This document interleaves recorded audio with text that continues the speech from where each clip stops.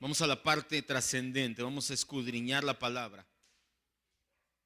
La Biblia dice en Hechos 2 del 14 al 21: entonces Pedro, poniéndose en pie con los 11, alzó la voz y les habló diciendo: varones judíos y todos los que habitan en Jerusalén, esto les sea notorio y oigan mis palabras. Porque estos, señalando a la gente que estaba hablando en otro idioma, los 120 discípulos, porque estos no están ebrios como ustedes suponen, puesto que es la hora tercera del día. Mas esto es lo dicho por el profeta Joel.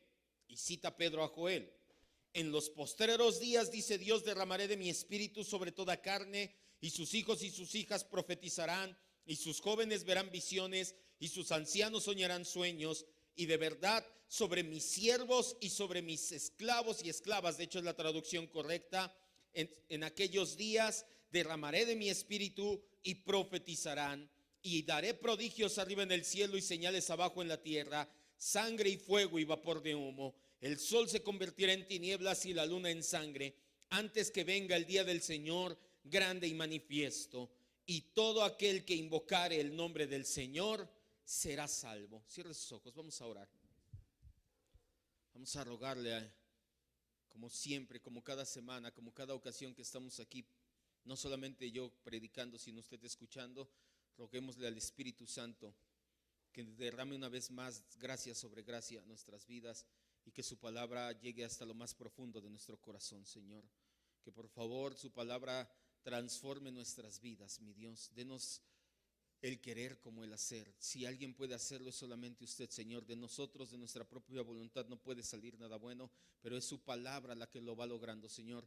Va golpeando, va moldeando, va transformando poco a poco nuestros corazones, Señor. Y le rogamos que el día de hoy no sea la excepción. Gracias, Padre, se lo decimos en el nombre de Cristo Jesús. Amén, Dios. El día en que se cumplió la promesa hecha por Jesús de que el Espíritu Santo bautizaría a los discípulos, llegó por fin.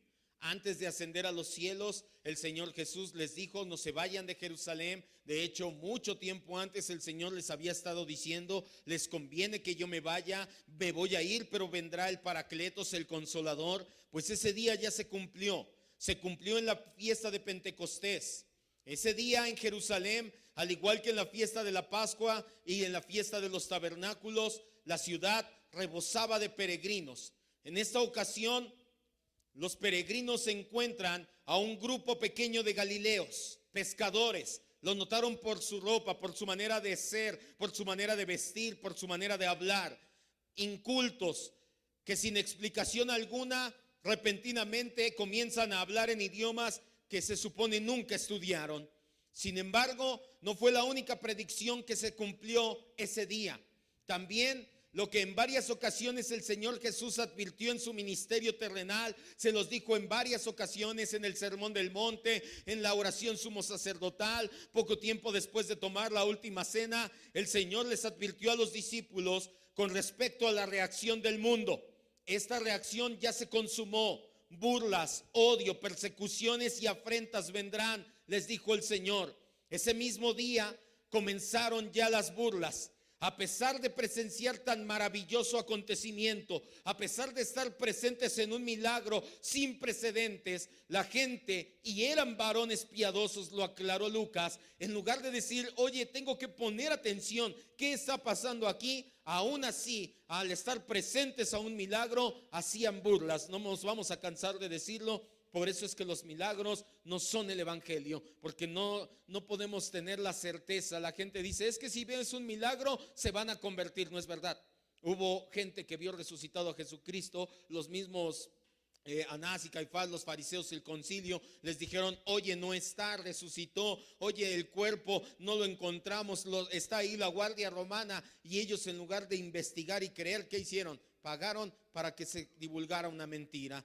Así pasó también aquí. Los discípulos están hablando en lenguas extrañas, están hablando en otros idiomas, pero aún así se desataron burlas y empezaron a decir que estaban borrachos. Los discípulos Se lo dije la semana pasada, somos odiados por el mundo porque ya no pertenecemos más al mundo.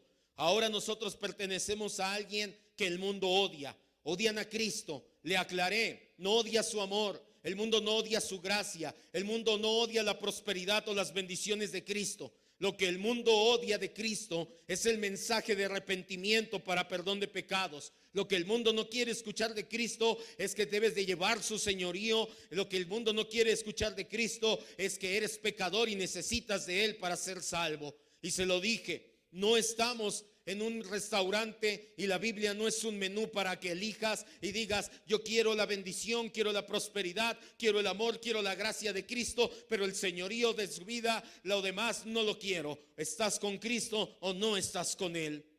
Después de enumerar a las naciones del mundo y describir la reacción del milagro de Pentecostés, Lucas ahora centra su atención en el sermón que Pedro predica aquella semana, aquella mañana.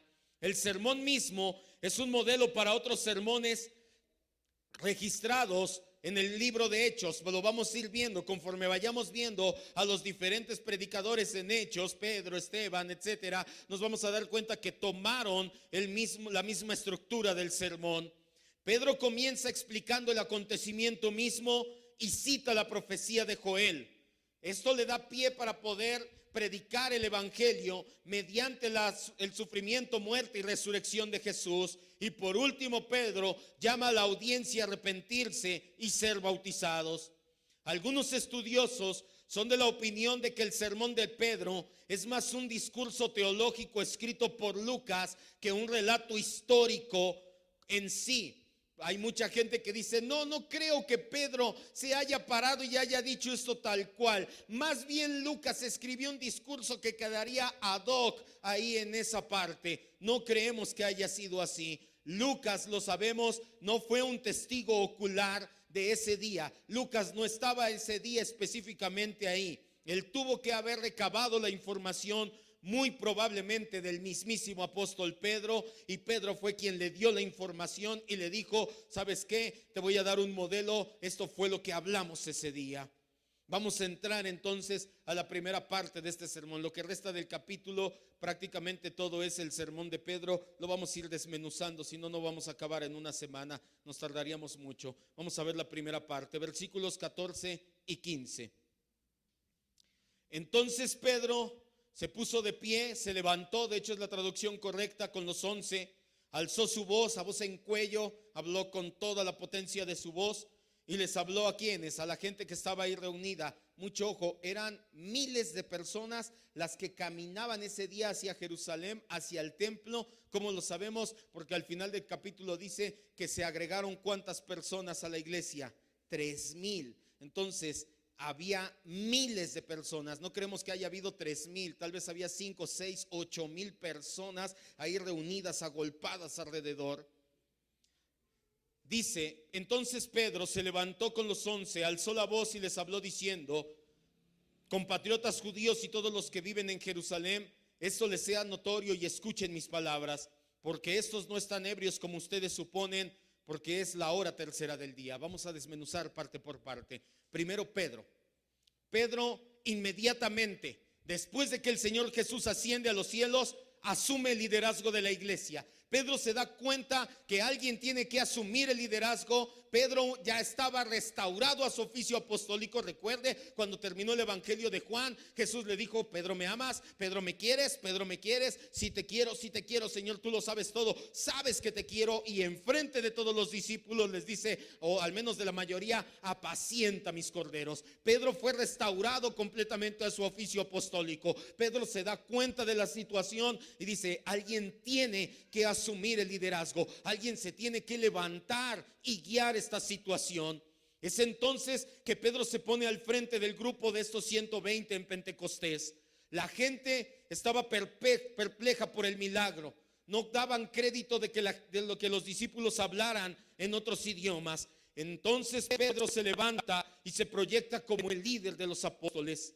Al principio la gente venía a escuchar a Jesús en multitudes. A partir de ahora vendrán hacia los apóstoles. Pedro se da cuenta y empieza a ejercer la tarea de liderazgo.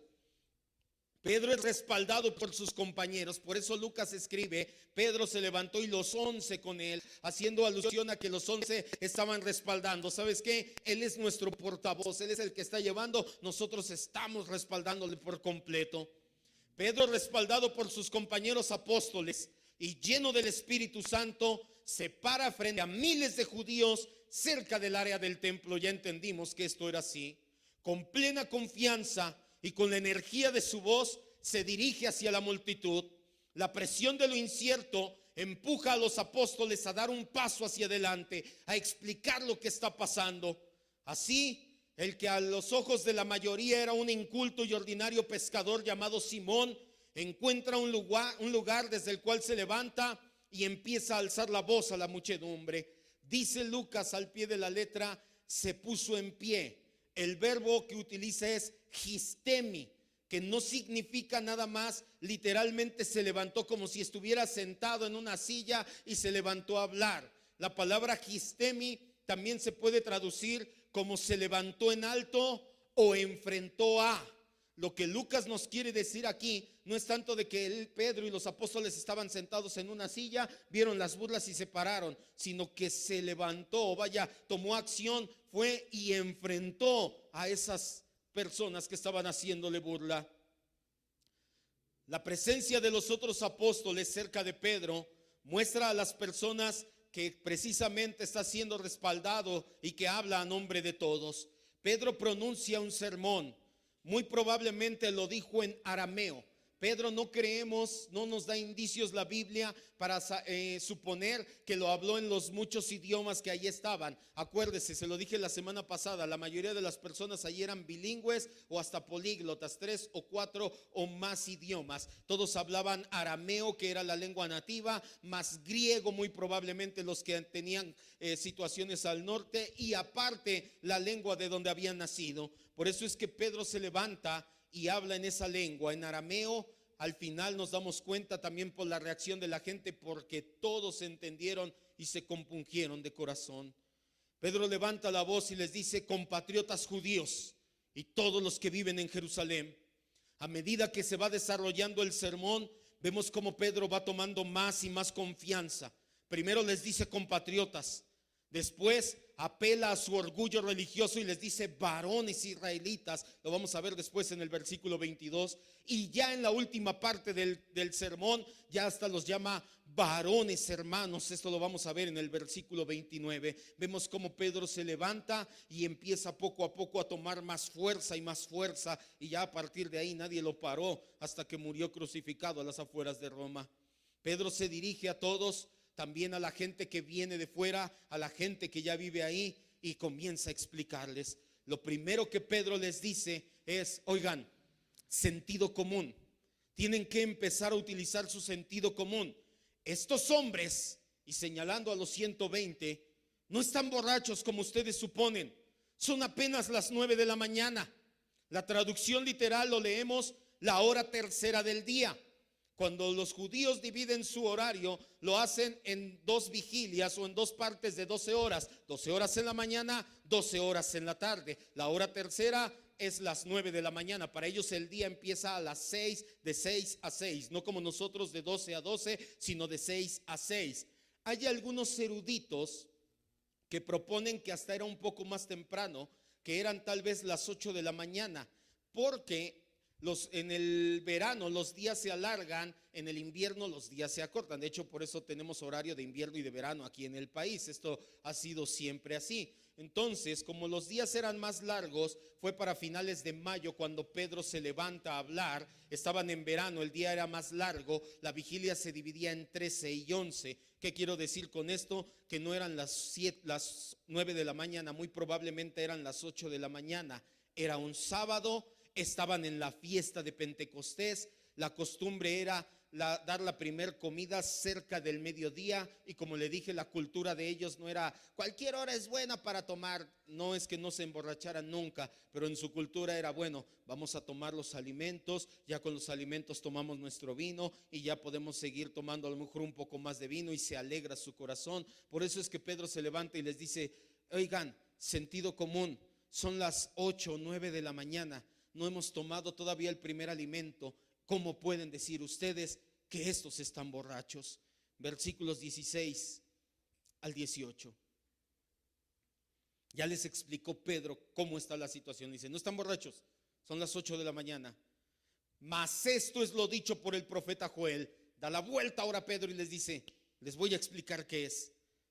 Y en los postreros días, dice Dios, derramaré de mi espíritu sobre toda carne, y sus hijos y sus hijas profetizarán, sus jóvenes verán visiones, sus ancianos soñarán sueños, y de cierto sobre mis esclavos y sobre mis esclavas en aquellos días derramaré de mi espíritu y profetizarán.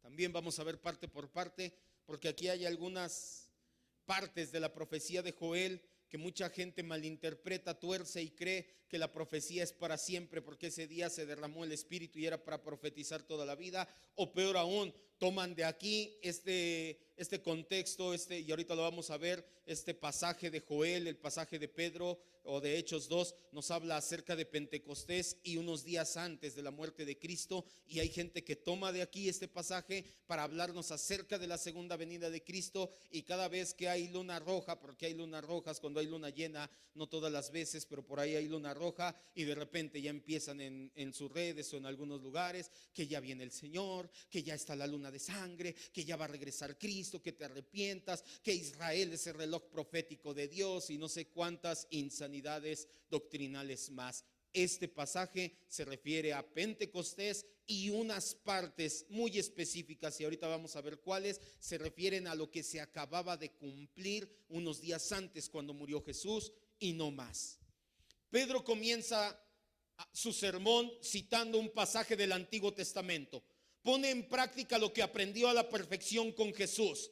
Jesús primero enseñaba o citaba la Escritura, luego mostraba el cumplimiento y al final daba una aplicación. Pedro hace exactamente lo mismo. Se nota la mano de Jesús, se nota la influencia de Jesús, se nota la transformación a la imagen de Pedro en Jesús. Pedro dice, cito la Escritura, después les hablo de su cumplimiento y al último llevo una aplicación.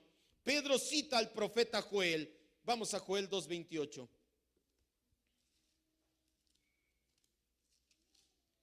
Joel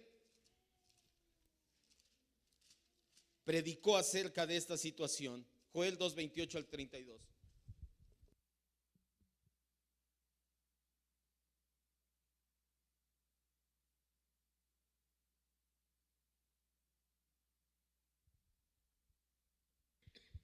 Pedro cita al profeta Joel. Joel predijo el derramamiento del Espíritu Santo. Pedro cita y explica que la profecía ha sido cumplida. ¿Qué profecía? Joel 2:28 al 32. Y después de esto, derramaré de mi espíritu sobre toda carne, y profetizarán, sus hijos y sus hijas, sus ancianos soñarán sueños y sus jóvenes verán visiones. Y también sobre los siervos y sobre las siervas derramaré de mi espíritu en aquellos días, y daré prodigios en el cielo y en la tierra, sangre y fuego y columnas de humo. El sol se convertirá en tinieblas y la luna en sangre, antes que venga el día grande y espantoso del Señor. Y todo aquel que invocare el nombre de Jehová, mucho ojo, porque al final Pedro da el giro y dice que invoques el nombre del Señor Jesucristo. Y esto nos habla nuevamente acerca de lo que veíamos en la mañana antes de empezar nuestros cánticos de adoración. El Padre y Cristo uno son, y todo aquel que invoque el nombre de Jehová será salvo. Hasta ahí nada más. En pocas palabras, Pedro indica que en los postreros días de Joel han llegado. La palabra postreros es del griego escatos, no significa últimos. Este es el primer error que cometen muchos en su escatología y te dicen, lo que pasa es que Joel es una profecía repetitiva, lo que pasa es que aquí dice de los últimos días. Lucas lo cita y dice que en los últimos días, cuando Cristo venga, van a haber estas señales. A ver, espérame, para empezar, escatos no significa últimos nada más, también significa lejanos. Joel estaba diciendo en lejanos días. Así pues, el profeta Joel no se refería al día del juicio final, al último día de la humanidad antes del juicio. Pero el profeta Joel estaba hablando de lejanos días para él, y así fue. Pasaron más de 500 años para que se cumpliera la profecía de Joel. Por eso es que escatos acomoda más la traducción lejanos que últimos. Así que no podemos tomar, ya vemos el primer punto por el cual no podemos tomar el libro de Joel o específicamente el libro de Hechos 2 y decir, antes de que Cristo venga, mira, un eclipse, luna roja, ya Cristo ya va a venir, ya está a las puertas. ¿Qué decía Gigi Ávila? Haz tus maletas porque nos vamos. Yo no sé para qué querías una maleta, si te vas a ir así, maleta de qué o qué, pero bueno. Ya luego hablamos de Gigi, pobre señor, ya, ahorita no es el tema. Pedro está lleno del Espíritu Santo, y como está lleno del Espíritu Santo, ahora entiende que el pasaje que leyó tantas veces en su infancia, en su juventud, en su edad adulta, está cobrando vida delante de él. Ahora entiende que Joel, que también fue inspirado por el Espíritu Santo, hablaba acerca de ese día que estaba viviendo Pedro en ese instante, de ese día único e irrepetible. De inmediato Pedro lo entiende, lleno del Espíritu Santo, entiende de qué se trataba la profecía de Joel. El Espíritu Santo trae a memoria, y acuérdese de eso, ya se lo he dicho muchas veces, el Espíritu Santo no va a hacer nada contigo que no tengas antes ya aprendido en la mente. No te va a tomar, va a borrar tu mente y vas a empezar a hablar. Si tú no has estudiado, si tú no has leído la palabra, no va a tener nada con qué trabajar el Señor en tu vida. Pedro ya lo había leído el pasaje. En ese momento el Espíritu Santo le hace recordar ese pasaje y le hace entender que en ese momento, en ese instante se está cumpliendo el pasaje de Joel. Joel también fue inspirado por el Espíritu y hablaba acerca de ese día único y irrepetible. De inmediato Pedro se lo hace saber a los presentes, quienes también conocían a la perfección ese pasaje. ¿Cómo lo sabemos? Lo vimos la semana pasada. ¿Quiénes eran? Varones ¿qué? Piadosos. No estaban ahí por casualidad. ¿A dónde iban? Al templo a ofrecer su sacrificio, su cosecha, de decir gracias Dios, y también vengo a traer mi ofrenda, mi cordero para agradecerte, mis tórtolas, mi palomino para agradecerte. Eran gente religiosa que había leído también el pasaje de Joel muchas veces. En ese día Pedro se da cuenta y le dice a la multitud, se inaugura la época de la cristiandad, se inaugura la edad del cristianismo, en ese día en el cual el Espíritu Santo es derramado sobre el pueblo de Dios. Pedro utiliza una frase, Joel también, sobre toda carne. Vamos a regresar, es más, ahí a Hechos 2, ya el libro de Joel ya no lo vamos a tocar, son pasajes paralelos. Pedro hace lo mismo que Jesús, cambia algunas palabras en singular, plural, algunas frases les da un sentido un poquito distinto. Y para aquellos que digan, porque también me llegué a topar con gente que decía, es que yo le entiendo así, o puedes tomar esta palabra así, como los apóstoles, como Jesús lo hacía. Por favor, o sea, no te puedes comparar con los apóstoles, con Jesús, y decir, ¿cómo Pedro cambió el singular por el plural, dobló, hizo esto, lo aquello? Ellos estaban inspirados completamente por el Espíritu Santo para hacerlo, por eso quedó registrado en la Escritura. Nosotros no tenemos esa autorización para poder mochar o para poder tomar así pasajes aislados y aplicarlos. Pedro dice, versículo 17, en los últimos días, en los lejanos días, se cumplieron ya hoy, les dice Pedro. Dios dice, derramaré de mi espíritu ¿sobre qué? Sobre toda carne. Tenemos que entenderlo que Pedro, Joel, el Espíritu Santo, está diciendo que no habrá acepción de personas. Es decir, que Dios no va a mirar diferencia entre hombres, mujeres, adultos, jóvenes. No va a fijarse de qué raza eres, de qué idioma hablas, de qué región del mundo eres. ¿Por qué es importante decir esto? Porque hay una corriente de interpretación bíblica llamada literalismo. El literalismo bíblico nos haría caer en la tonta y herética interpretación de que aún los animales pueden recibir el Espíritu Santo. Eso es literalismo bíblico.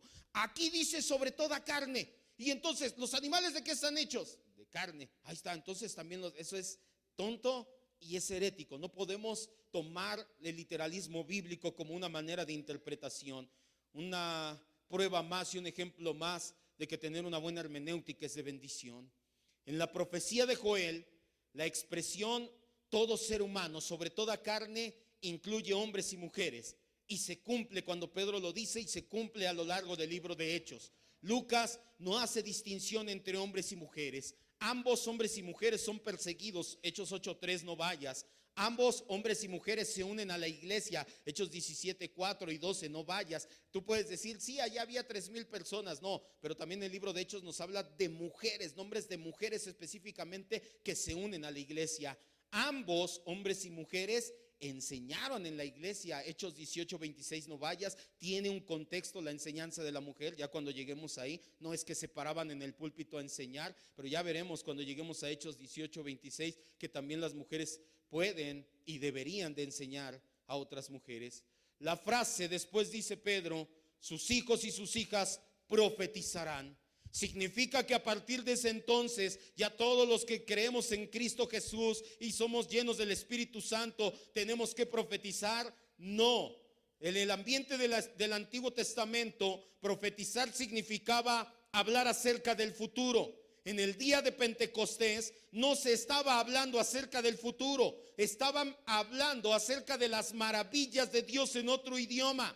No estaban haciendo predicción acerca del futuro. ¿Qué pasó entonces? ¿A qué se refería Joel? La interpretación más correcta, o la interpretación que podemos pensar mejor se apega a una buena teología, es que se refería a predicar o proclamar la palabra. El verbo profetizar, del griego profeteu, significa dar el consejo divino. En ese sentido, cada vez que escuchamos la palabra de Dios ser expuesta, cada vez que usted viene y escucha que la palabra de Dios se expone fielmente, tú estás escuchando el consejo divino, tú estás escuchando en ese sentido profecía. No que estoy profetizando como tal, de así dice el Señor y vienen días y no. Eso acuérdese, ya lo hemos visto, esa época de la iglesia ya terminó cuando murió el último de los apóstoles. Adelante dice, sus jóvenes verán visiones, sus ancianos soñarán sueños. Es importante también aclarar esa parte de la escritura, porque no pocas veces cuando era pentecostal, cuando estábamos en el pentecostalismo, se acercaban personas y me decían, pastor, ¿qué cree que soñé? Yo no sé por qué hoy la gente en el pentecostalismo, espero que usted ya se haya sacudido eso, piense que los pastores sabemos interpretar sueños. Y había como 3 bestias así grandotas, y hacían y me perseguían. Hermano, ya no tiene tantas quesadillas antes de irse a dormir. Bájele a los tamales, ¿no? No sé por qué creen que los pastores, sobre todo en el pentecostalismo, quiero creer que usted ya se está sacudiendo o ya nos sacudimos esas situaciones. Y una vez sí le dije, no, hermano, es que, y me dice, la Biblia dice que soñaremos sueños. Entonces, tiene que haber a ver, vamos a ver qué significa. Dice, sus jóvenes verán visiones, sus ancianos soñarán sueños. Significa o se está refiriendo a la autorrevelación de Dios. Cómo Dios se va a mostrar él mismo una y otra vez, lo vemos repetidamente en el libro de Hechos. En otras palabras, es una referencia a que con la llegada, el derramamiento del Espíritu Santo, todos los creyentes, sin distinción de sexo, edad, situación social, van a recibir la sabiduría y la habilidad de conocer a Dios, de tal manera que ya no es necesario que cada uno enseñe a su prójimo a conocer o a tener intimidad con el Señor. Se cumplió de paso además la profecía de Jeremías 31:34. Acompáñame a Jeremías 31:34. ¿Qué me está diciendo, pastor? ¿Que entonces ya no tengo que ser discipulado? No, te estoy diciendo que para que tengas una relación íntima y personal con Dios, se quitó toda barrera. Ahora Dios se autorrevela, ahora tú puedes tener una relación. Antes tenías que ir al templo y tenías que ir con el sacerdote. Ahora estás en Cristo y tienes acceso directo al Padre. Eso es lo que está diciendo aquí. Ya vas a poder ver, ya vas a poder tener intimidad, ya vas a tener acceso. Ya no es necesario que estemos encima de ti. Conoce al Señor, conoce al Señor. Una vez que tú conoces al Señor, lo vimos hace tiempo en un discipulado, no hay necesidad de que se te diga. Todos aquellos que somos verdaderamente hijos de Dios, tarde o temprano llegará el día en que vas a tener la necesidad, el anhelo de ser discipulado, de decir, quiero conocer a mi Señor, quiero ser discipulado, quiero reflejar a Cristo verdaderamente. Si no tienes ese anhelo, pues empiézate a preocupar y ora a Dios y dile, Señor, dame el querer como el hacer, quiero ser como Cristo. Jeremías 31:34 dice: y no enseñará más ninguno a su prójimo, ni ninguno a su hermano, diciendo, conoce al Señor, porque todos me conocerán, desde el más pequeño de ellos hasta el más grande, dice el Señor, porque perdonaré la maldad de ellos y no me acordaré más de su pecado. ¿Qué está diciendo aquí Jeremías? El estorbo llamado pecado fue quitado. Ahora el Señor se puede autorrevelar. Ahora podemos conocer directamente. Entonces, si usted sueña sueños guajiros, no es que no los quiera escuchar, pero no tienen interpretación. Es realmente muy difícil. Ya no veo la manera en que Dios se revele así, le dé un sueño y venga y ese sueño signifique. Y a lo mejor sí tiene alguna situación ahí en su subconsciente sin arreglar. Ahora si me dice, es que soñé que me perseguían unos demonios, hermano, ¿y estás en pecado? Sí, pues arrepiéntete. O sea, pues tu subconsciente, el Espíritu Santo te está diciendo, arrepiéntete, arrepiéntete, arrepiéntete. Por eso tienes ese tipo de situaciones. Regrese ahí mismo a Hechos.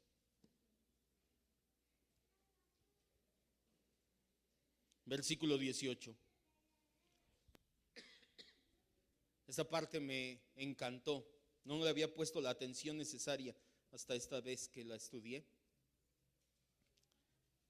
La palabra siervo del griego doulos significa esclavo. Se lo dije cuando hablamos de una serie Esclavos de Cristo.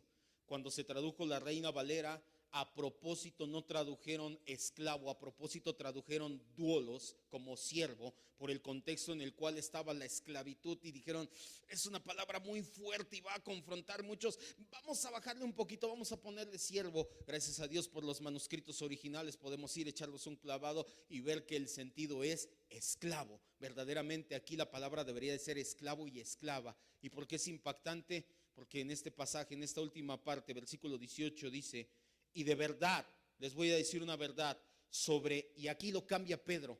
Aquí en Joel tú lees y dice sobre los siervos y siervas. Y aquí en Hechos Pedro dice que el Señor dice, mis esclavos y mis esclavas los hace su propiedad. Y de cierto sobre mis esclavos y sobre mis esclavas en aquellos días derramaré de mi espíritu y profetizarán.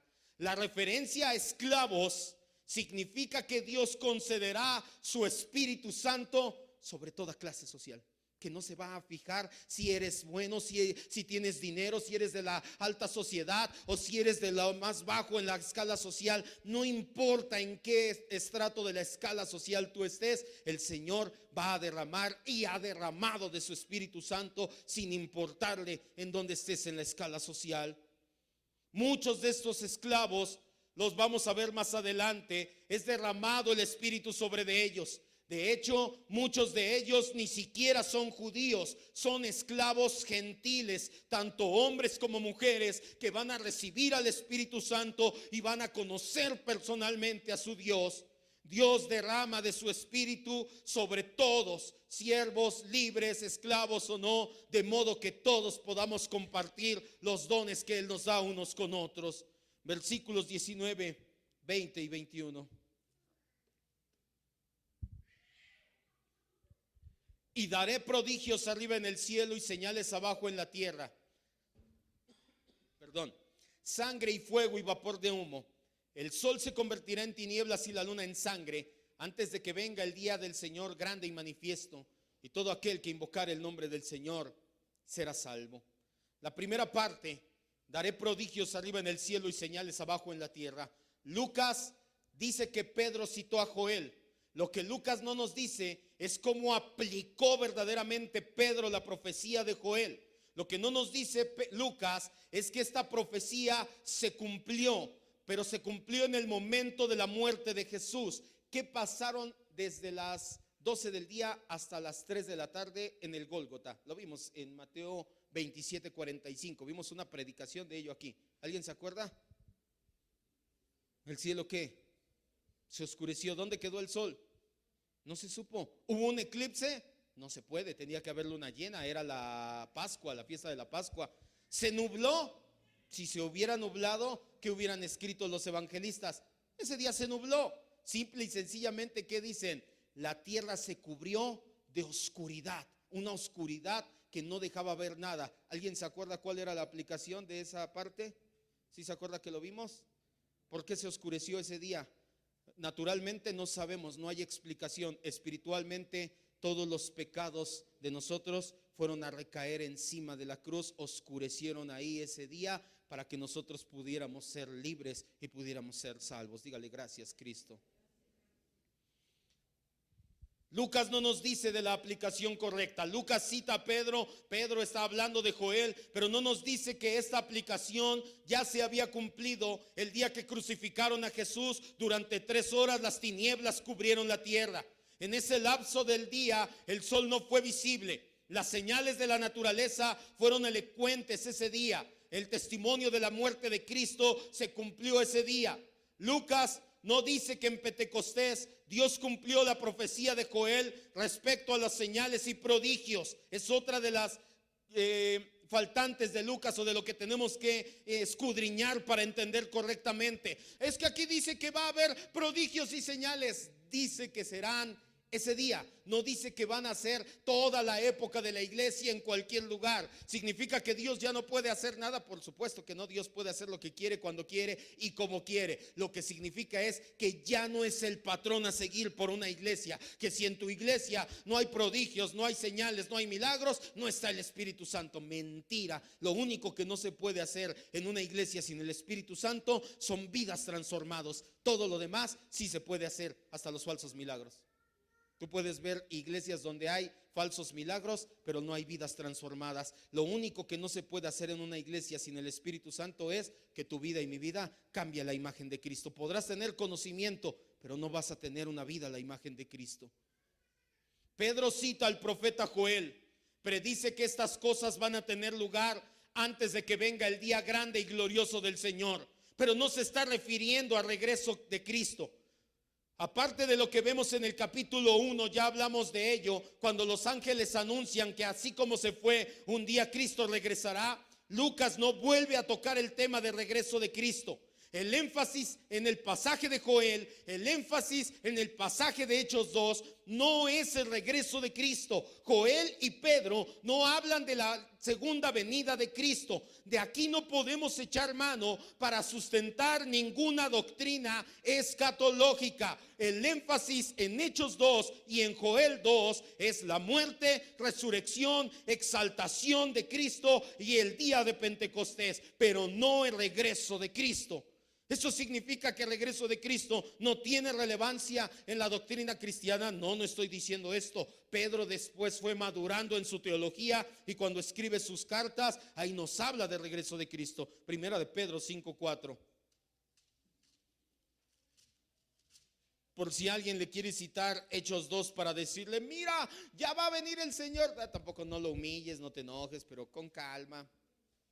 Toma la Biblia, ábrela, explícale. Si no entiende, cierra la Biblia, dóblala y dale en la cabeza. No es cierto. Y ahora sí, vuélvela a abrir y vuélvele a decir a ver si. No es cierto. No. Si no entiende, ora por él, que el Señor le lleve a entender.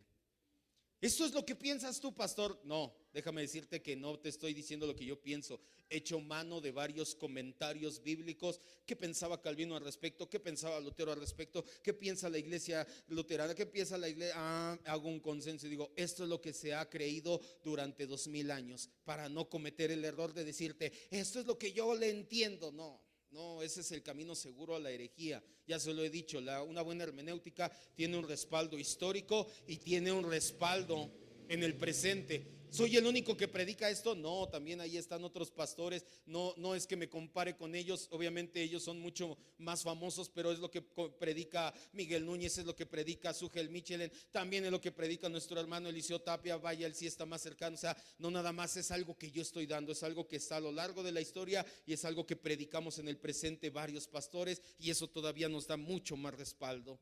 Primera de Pedro 5:4.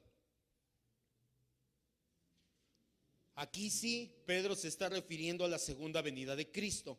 Cuando aparezca el príncipe de los pastores, ustedes recibirán la corona incorruptible de gloria. Pedro está diciendo, oigan, tienen que tener esperanza. Un día Cristo va a volver y el día que Cristo regrese los va a coronar con incorruptibilidad, una corona incorruptible de gloria. Ahí sí Pedro entiende y dice, ya es momento de hablar. Segunda de Pedro 3:4.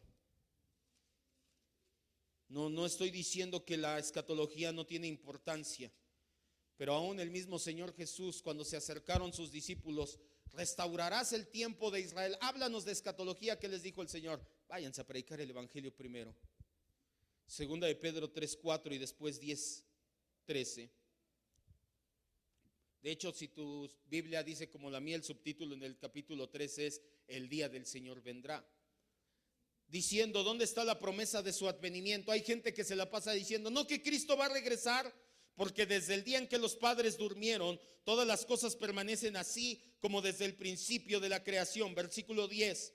Pero el día del Señor vendrá como ladrón en la noche, en el cual los cielos pasarán con gran estruendo, y los elementos ardiendo serán deshechos, y la tierra y las obras que en ellos hay serán quemadas. Puesto que todas estas cosas van a ser desechadas, ¿cómo no deberían de andar ustedes en santa y piadosa manera de vivir? Pedro habla de escatología, pero lo liga para que lleves una manera justa, digna, santa de vivir. Oye, se viene un juicio, ten cuidado en ese juicio. Versículo 12, esperando y apresurándose para la venida del día de Dios, en el cual los cielos encendiéndose serán deshechos y los elementos siendo quemados se fundirán. ¿Qué dice Pedro? Que esta creación pasará, pero nosotros los creyentes esperamos según sus promesas. ¿Qué esperamos? Cielo nuevo y tierra nueva, en los cuales ahí sí vive la justicia. Muy apropiadamente, ahora Pedro ya en sus cartas se refiere al día de Cristo, al regreso de Cristo, como el día del Señor, que es el día del juicio. Para el incrédulo será un día de castigo, para los creyentes será el día en que estaremos en presencia de nuestro Señor para la eternidad. Pedro termina, regresa ahí a Hechos 2, vamos a terminar ya.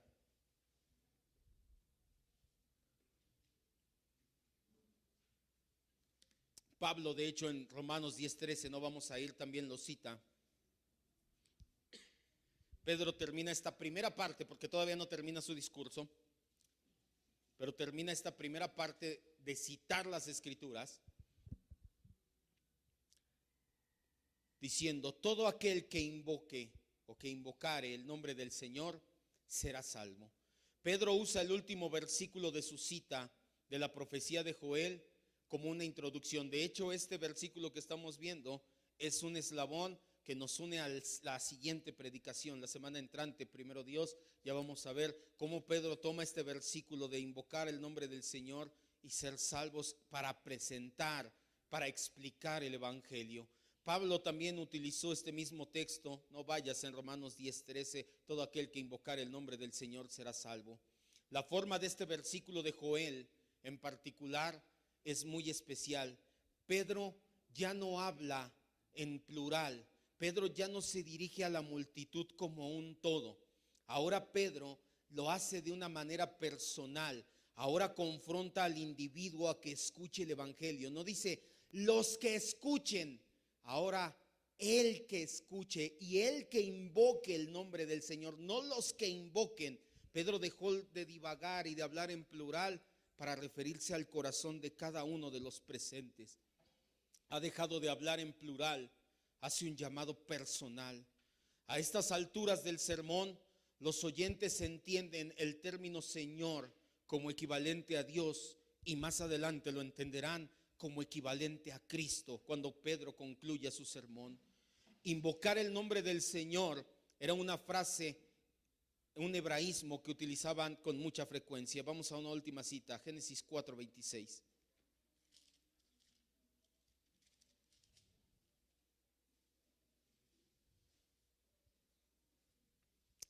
La palabra invocar del griego epikaleo significa invocar, llamar, y la que más me gustó, reconocer el nombre del Señor, reconocer el señorío y la salvación del Señor.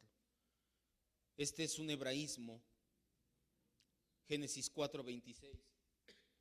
Y Set también tuvo un hijo y llamó su nombre Enos. Entonces los hombres comenzaron ¿a qué? A invocar el nombre del Señor. Quiero que cierre sus ojos y vamos a terminar ya meditando en esta última frase, pero vamos a dejarlo abierto porque la próxima semana de aquí vamos a brincar a la siguiente parte. Pedro utiliza la cita de Joel. Joel utiliza un hebraísmo muy conocido, muy citado. Invoca el nombre de Jehová. En este caso Pedro invoca el nombre del Señor, y como lo vamos a ver más adelante, habla del Señor Jesucristo, del nombre que es sobre todo nombre. Reconoce, en el griego epikaleo es todo aquel que reconozca el nombre de Cristo será salvo.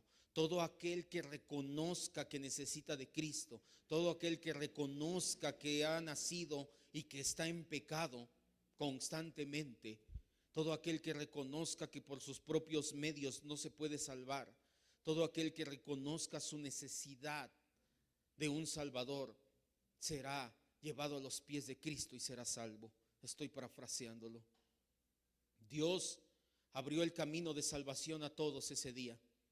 La puerta quedó abierta, tanto judíos como gentiles. Su promesa está dirigida individualmente y exige una respuesta individual. La promesa la lanza Pedro de manera individual. Si tú invocas el nombre del Señor, serás salvo. Así que exige una respuesta individual. ¿Tú reconoces a Cristo en tu vida? Sí, reconozco mi pecado. Excelente. ¿Reconoces el señorío de Cristo en tu vida? ¿Buscas cumplir su voluntad por encima de todo? ¿Buscas ser como Cristo por encima de todas las cosas? Son 3 los grandes actos de Dios que podemos ver nosotros los seres humanos, o que encontramos, no todos los podemos ver.